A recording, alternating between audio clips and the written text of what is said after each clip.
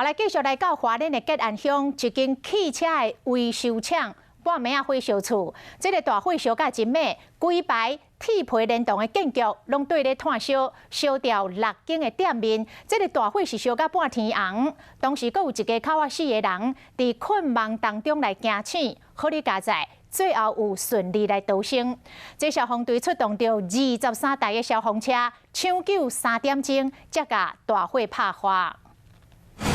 半暝发生火灾，火堆铁皮厝冲出来，短短几分钟，规排铁皮厝当总有6间拢着火啊！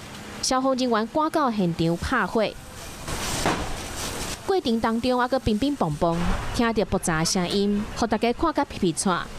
这个火灾是发生伫花莲的吉安乡一间修理车场，现场足侪快烧的物件，甚至还阁有等待维修的车停伫内底。火势拖了真紧，其他的铁皮厝嘛拢烧起来啊。其中有一间有大人，半暝啊去有烟雾浸甲精神。被黑烟呛醒了。我们有几家是住在2楼，然后一发现有黑烟的时候，我们就赶快叫小朋友、叫家人都出来。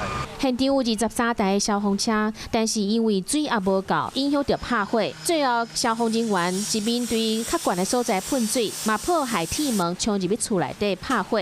火势3点钟了后就拍花，好在家在无人受伤。但是这个火灾，互1000平厂房拢烧了了，到底损失有偌济？即马还阁当咧清理。